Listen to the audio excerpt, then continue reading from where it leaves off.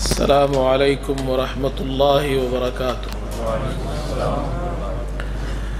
الحمد للہ نحمده ونستعینه ونستغفره ونؤمن به ونتوکل علیہ ونعوذ باللہ من شرور انفسنا ومن سیئات اعمالنا من یهده اللہ فلا مضل له ومن یضللہ فلا ہادی له ونشهد أن لا إله إلا الله وحده لا شريك له ونشهد أن سيدنا وحبيبنا ومولانا محمدا عبده ورسوله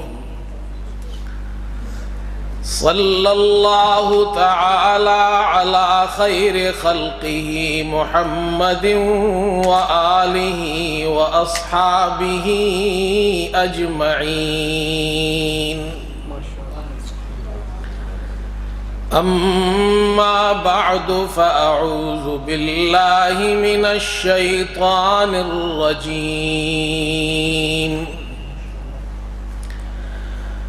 وَأَذَانٌ مِّنَ اللَّهِ وَرَسُولِهِ إِلَى النَّاسِ يَوْمَ الْحَجِّ الْأَكْبَرِ أَنَّ اللَّهَ بَرِيءٌ مِّنَ الْمُشْرِكِينَ وَرَسُولُهُ صدق اللہ مولانا العظیم۔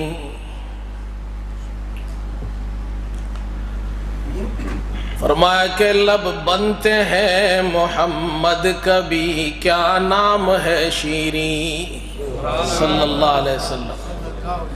لب بنتے ہیں محمد کبھی کیا نام ہے شیریں، اور یہ میم تو مصری کی ڈلی گھول رہا ہے۔ لب بنتے ہیں محمد کبھی کیا نام ہے شیریں، اور یہ میم تو مصری کی ڈلی گھول رہا ہے۔ اور آیا ہے جو ہونٹوں پہ میرے نام محمد، آیا ہے جو ہونٹوں پہ میرے نام محمد، کتنا دل بے چین کو آرام ملا ہے۔ درود شریف پڑھ لیں جی۔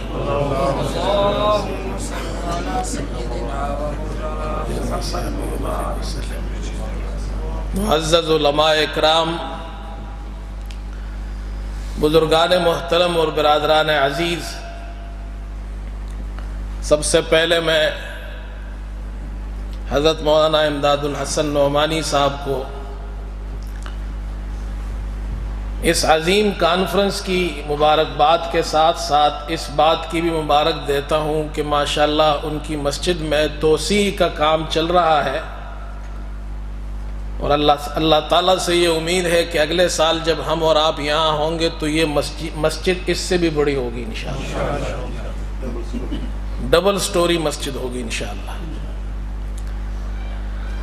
اللہ تعالیٰ حضرت کی خدمات کو قبول فرمائے، اور صحابہ اور اہل بیت کی عظمت کا جو پرچم انہوں نے یہاں نہ صرف برطانیہ میں بلکہ پورے یورپ میں لہرایا ہوا ہے، اللہ تعالیٰ اس کا بہترین بدلہ ان کو عطا فرمائے۔ میں آپ کے سامنے جو چند باتیں عرض کرنا چاہتا ہوں اس کے بارے میں ابتداً یہ عرض کر دوں کہ عام طور پر عظمت صحابہ اور اہل بیت کو ہم مسلمان صدق دل سے اور سچی محبت سے بیان کرتے ہیں، اور اس بیان کو سنتے بھی ہیں۔ ہم ہر ایک صحابی سے محبت کرتے ہیں، ہر ایک اہل بیت رسول کریم صلی اللہ علیہ وسلم کی ازواج مطہرات اور آپ کی اولاد سب سے محبت کرتے ہیں، سب کی فضیلت بیان کرنے کو اپنے لیے باعث سعادت سمجھتے ہیں۔ صحابہ اکرام کی جماعت میں اللہ تعالیٰ نے سب سے بڑی شان جس ہستی کو عطا کی ہے وہ ہے ابو بکر صدیق رضی اللہ تعالیٰ عنہ۔ اور عام طور پر آپ حضرات جانتے ہیں میرا بیان ابو بکر صدیق رضی اللہ عنہ پر ہی ہوتا ہے۔ اس کی وجہ یہ ہے کہ یہ وہ ہستی ہے جن سے محبت ہم مسلمان اہل سنت والجماعت کی پہچان ہے، یہ معیار ہے جس پر جانچا جاتا ہے کہ اہل سنت کون ہے۔ اگر ابو بکر صدیق رضی اللہ عنہ سے محبت نہیں اور ان کو خلیفہ اول کوئی نہیں مانتا ہے تو وہ اہل سنت میں سے نہیں ہے۔ تو ہم اپنے اہل سنت نوجوانوں کو یہ مسئلہ سمجھاتے ہیں۔ آج آپ کے سامنے جو بات کرنی ہے وہ دو باتیں ہیں، حقیقت میں تو ایک ہی بات ہے، لیکن ایک قرآن کی آیت میں نے پڑھی ہے اور ایک حدیث ہے، اور انشاءاللہ میں کوشش کروں گا کہ جلد از جلد اپنی بات مکمل کروں تاکہ میرے بعد جو علماء ہیں وہ بھی آپ حضرات کے سامنے اپنا بیان پیش فرمائے۔ دین اسلام کی بنیاد 5 ارکان پر رکھی گئی ہے جن کو ارکان اسلام کہا جاتا ہے۔ کلمہ شہادت، نماز، زکوٰۃ، روزہ اور حج۔ ان 5 ارکان اسلام میں سے 2 رکن ایسے ہیں جن کے لیے امام کی ضرورت پیش آتی ہے۔ امام کی ضرورت کا معنی یہ ہے کہ وہ عمل مکمل طور پر امام کے بغیر ہو نہیں سکتا ہے۔ ایک عمل ہے حج کا کہ جس کے لیے امام کی ضرورت پیش آتی ہے، امام الحج جس کو کہا جاتا ہے، اور دوسرا عمل ہے نماز کا جس کے لیے امام کی ضرورت پیش آتی ہے۔ گویا یہ جو امامت ہے یہ دینی امامت ہے، یہ دینی امامت حج کے لیے بھی ضروری ہے، نماز کے لیے بھی ضروری ہے۔ میں بلا کسی تمہید اور تفصیل کے اپنی بات یہاں سے شروع کرتا ہوں۔ سن 9 ہجری کو ہجرت کا 9واں سال ہے، مکہ فتح ہو چکا ہے لیکن ابھی تک مشرکین وہاں رہتے ہیں۔ اللہ تعالیٰ نے مسلمانوں پر حج فرض فرمایا اور قرآن کی آیت کریمہ نازل ہوئی۔ فرمایا وَلِلَّهِ عَلَى النَّاسِ حِجُّ الْبَيْتِ مَنِ اسْتَطَاعَ إِلَيْهِ سَبِيلًا۔ حج کو اللہ نے فرض کر دیا، جو وہاں تک جانے کی طاقت رکھتا ہے اس پر حج فرض ہے۔ رسول کریم صلی اللہ علیہ وسلم نے صحابہ کی جماعت کو تیار فرمایا اور حج کے لیے روانہ فرمایا، اور خود اس سال آپ نے حج ادا نہیں فرمایا، اگلے سال حج ادا فرمایا۔ اور حج کے لیے ضرورت ہے امام کی کہ وہ وہاں پر حج کا خطبہ دے اور وہاں پر ظہر کی نماز اور عصر کی نماز اکٹھے عرفات میں پڑھائے، مزدلفہ میں مغرب اور عشاء کی نماز اکٹھے پڑھائے، اور جو جماعت حج کرنے جا رہی ہے ان کا امیر اور امام ہونا چاہیے۔ آپ صلی اللہ علیہ وسلم نے صحابہ کی جماعت میں اس ہستی کا انتخاب فرمایا جسے ابو بکر صدیق رضی اللہ تعالیٰ عنہ کہا جاتا ہے۔ ابو بکر صدیق رضی اللہ عنہ روانہ ہوئے، مدینے سے 300 صحابہ آپ کے ساتھ حج کرنے جا رہے ہیں۔ اللہ کے رسول صلی اللہ علیہ وسلم نے ان کو رخصت فرمایا۔ یہ جماعت جب مدینے سے نکلی تو اس جماعت میں حضرت علی رضی اللہ تعالیٰ عنہ شامل نہیں تھے، لیکن میرا اللہ کچھ اور چاہتا تھا۔ اللہ تعالیٰ نے فوراً جبرائیل کو بھیجا اور سورہ توبہ کی ابتدائی آیات نازل ہوئی کہ جو مشرکین مکے میں رہتے ہیں، جنہوں نے عہد شکنی کی ہے، جن کے ساتھ وقت متعین ہے، وہ اس متعین وقت تک رہ سکتے ہیں۔ جنہوں نے عہد شکنی کی ہے ان کو اب وہاں سے باہر نکلنا ہے۔ یہ اعلانات کرنے ہیں جو سورہ توبہ کی شروع میں اللہ تعالیٰ نے ارشاد فرمایا۔ میں اس تفصیل میں نہیں جاتا، 4 قسم کی جماعتیں تھیں، ان کے لیے اللہ تعالیٰ نے احکامات نازل کیے اور یہ آیت اتری، فرمایا وَأَذَانٌ مِّنَ اللَّهِ وَرَسُولِهِ إِلَى النَّاسِ يَوْمَ الْحَجِّ الْأَكْبَرِ۔ اللہ اور رسول کی طرف سے عام انسانوں کو یہ اعلان ہے حج اکبر کے دن کہ اللہ اور اس کا رسول محمد صلی اللہ علیہ وسلم مشرکین سے دستبردار ہے۔ اب یہ یہاں نہیں رہ سکتے، ان کو یہاں سے جانا ہے۔ اور عرب کے قبائل میں وہاں کا رسم و رواج یہ تھا کہ معاہدات کے بارے میں جو اعلان ہوتا وہ قوم اور قبیلے کا سردار کرتا یا سردار کا قریبی رشتہ دار کرتا۔ اللہ کے رسول صلی اللہ علیہ وسلم خود تو حج پہ تشریف نہیں لے گئے، آپ نے حضرت علی کو بلوایا، فرمایا علی اعلان کرنا ہے معاہدات کے بارے میں، ان مشرکین کو مکے سے نکلنا ہے، یہ اعلان یا تو مجھے جا کر کرنا ہے یا تمہیں کرنا ہے۔ خود تو آپ تشریف نہیں لے گئے، حضرت علی کو بھیج دیا۔ حضرت علی رضی اللہ عنہ گئے اور امیر الحج ابو بکر صدیق رضی اللہ عنہ سے ملے۔ اللہ اکبر، اللہ کے رسول صلی اللہ علیہ وسلم نے ابو بکر کو امام الحج بنا کر روانہ فرمایا۔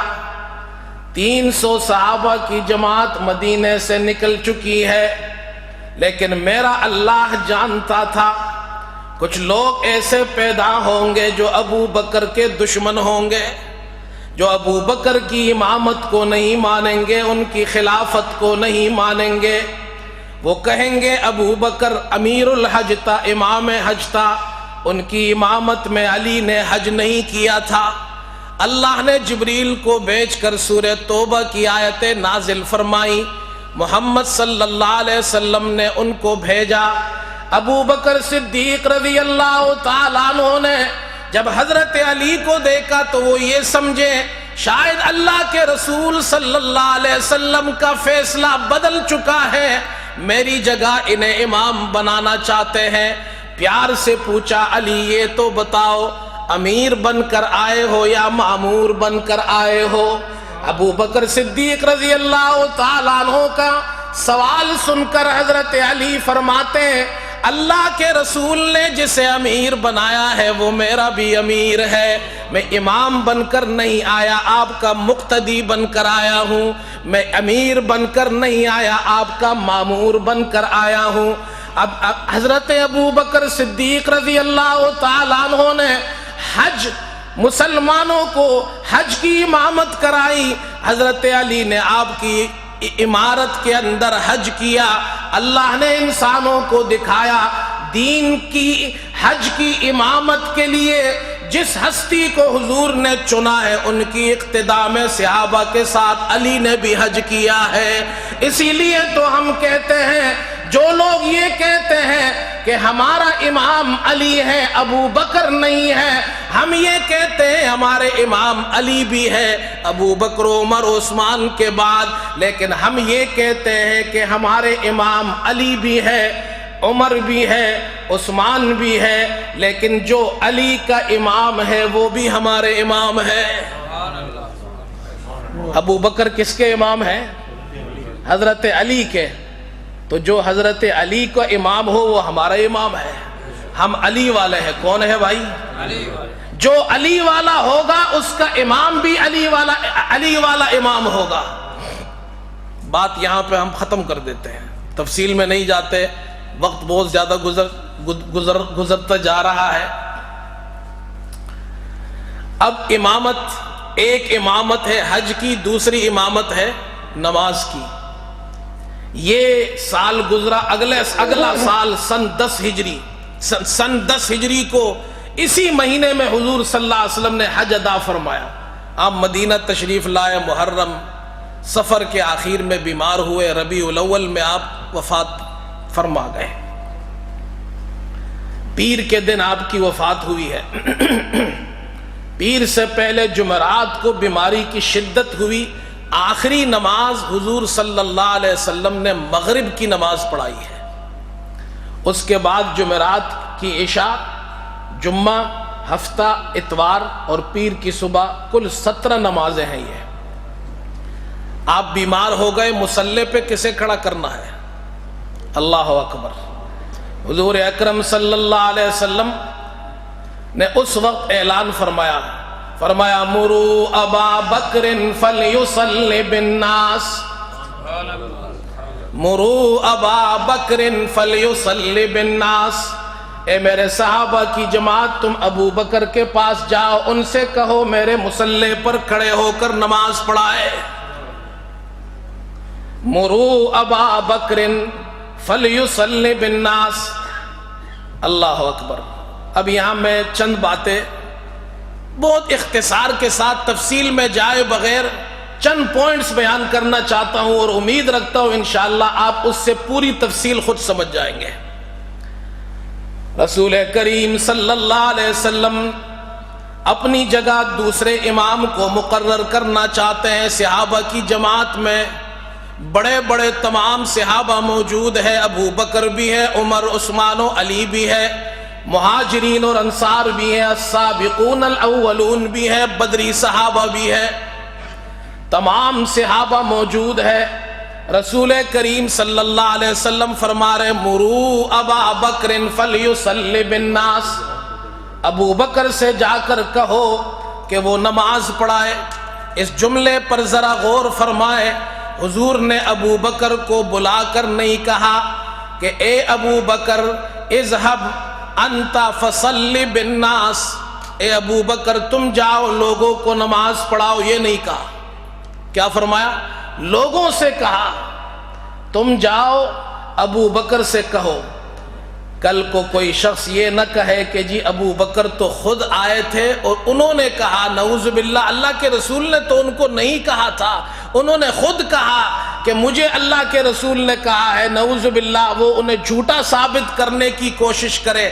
اس لیے حضور نے فرمایا صرف ابو بکر سے یہ بات نہیں کرنی ہے، صحابہ سے کہا تم جاؤ ابو بکر سے کہو کہ وہ نماز پڑھائے، تاکہ دنیا کو معلوم ہو جائے علی بھی گئے تھے ابو بکر سے کہنے، عمر بھی گئے تھے، عثمان بھی گئے تھے، بدری بھی گئے تھے، انصار بھی گئے تھے، مہاجرین بھی گئے تھے، بلال بھی گئے تھے، سب جا کر کہہ رہے تھے ابو بکر نماز پڑھاؤ۔ بات سمجھ میں آ رہی ہے بھائی؟ میں تفصیل میں نہیں جا رہا، صرف اشاروں میں بات کر رہا ہوں، تاکہ کل کوئی نہ کہے ابو بکر امامت چاہتے تھے، تاکہ یہ اعتراض نہ ہو۔ آگے والی بات کہوں، لیکن آج آپ لوگ بہت تھکے تھکے نظر آ رہے ہیں۔ گرمی تو ہے زیادہ ہے، ویسے مجھے گرمی لگتی بھی بہت ہے، لمبا بیان ہونا چاہیے، تھوڑے سے آپ بھی گرم ہو جائے تو میں بھی گرم ہو جاؤں گا۔ نعرہ تکبیر، شان رسالت، شان صحابہ۔ ابو بکر نہیں چاہتے امامت کو، ابو بکر نہیں چاہتے خلافت کو، دنیا کو پتہ چل جائے علی چاہتا ہے ابو بکر کو امام بنانا، عثمان چاہتے ابو بکر کو امام بنانا، عمر چاہتے ابو بکر کو امام بنانا، اللہ کے رسول چاہتے ابو بکر کو امام بنانا۔ صحابہ آ کر کہہ رہے ہیں، ابو بکر خود نہیں کہتے، اگر وہ خلافت اور امامت کے غاصب ہوتے یہ اعتراض ان پر کوئی کر ہی نہیں سکتا۔ صحابہ کی جماعت ان کے پاس آ کر کہہ رہی ہے۔ ایک قدم آگے چلتے ہیں، ہائے ہائے، میرے اللہ نے کیسی دیواریں کھڑی کر دی ہیں ابو بکر کی صحابیت کی، ان کی عظمت کی، ان کے فضائل کے لیے کہ کوئی ان پر کوئی دھبا نہ لگا سکے. کیسی دیواریں کھڑی کی ہے. یہ ہمارے علماء سر کے تاج موجود ہے. میں تفصیل میں نہیں جاتا. صحیح حدیث بخاری میں جب حضور نے صلی اللہ علیہ وسلم نے یہ فرمایا جاؤ ابو بکر سے کہو نماز پڑھائے، کسی نے اس کے خلاف مشورہ نہیں دیا کسی نے سوائے ایک کے.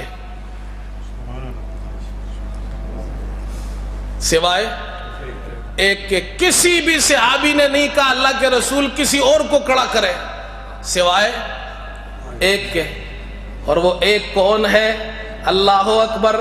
امی عائشہ صدیقہ ابو بکر کی بیٹی اللہ کے رسول سے فرماتی ہے میرے ابا کو کھڑا نہ کرے، کسی اور کو کھڑا کرے. نہ ابا چاہتے امام بننا، نہ ابا کی بیٹی چاہتی ہے امام بنانا.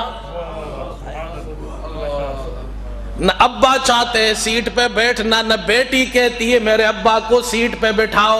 لیکن اللہ کے رسول فرماتے تیرے ابا بھی نہیں چاہتے. میں ذرا توجہ چاہتا ہوں. اللہ کے رسول فرماتے ہیں عائشہ تو بھی نہیں چاہتی اپنے ابا کو میرے مصلی پہ بٹھانا، تیرا ابا بھی نہیں چاہتا، لیکن میں کیا کروں، میرا خدا چاہتا ہے کہ سیٹ پہ ابو بکر بیٹھے گا. ابو بکر بھی نہیں چاہتے. میں نے صحابہ سے کہا ہے تم جا کر ان سے کہو. عائشہ بھی نہیں چاہتی. حضور نے فرمایا میں چاہتا ہوں، میرا اللہ چاہتا ہے میرے مصلی پہ نماز پڑھائے گا تو ابو بکر پڑھائے گا. اللہ اکبر. میں نے کہا میں اشاروں میں بات کروں گا. معراج کا موقع ہے، تمام انبیاء موجود ہیں. حضرت جبریل محمد عربی صلی اللہ علیہ وسلم کا ہاتھ پکڑ کر مصلی پر کھڑے فرماتے ہیں حضور نماز پڑھاتے امام الانبیاء بنتے ہیں. جسے امام الانبیاء نے اپنے مصلی پہ کھڑا کیا وہ امام صحابہ بن جاتا ہے. بات سمجھ میں آ رہی ہے؟ اب میں نے کہا نا میں نقطے بیان کر رہا ہوں، صرف وقت نہیں ہے میرے پاس. یہ باقی علماء کہیں گے سارا وقت انہوں نے لے لیا. اللہ تعالیٰ نے حضرت آدم علیہ السلام کو پیدا فرمایا. توجہ فرمائی ذرا کیونکہ اشارے میں بات مختصر ہوتی ہے. اللہ نے حضرت آدم علیہ السلام کو پیدا فرمایا اور فرشتوں سے کہا فَإِذَا سَوَّيْتُهُ وَنَفَخْتُ فِيهِ مِن رُّوحِي فَقَعُوا لَهُ سَاجِدِينَ. جب میں حضرت آدم کو تیار کر دوں، اسے بنا دوں، ان کی تخلیق پوری کر دوں اور ان کے اندر روح ڈال دوں فَقَعُوا لَهُ سَاجِدِينَ تو تم سب اس کے سامنے جھک جانا. حضرت علامہ صاحب تشریف لا رہے ہیں. حضرت علامہ صاحب تشریف لائے، انشاءاللہ وہ بیان فرمائیں گے.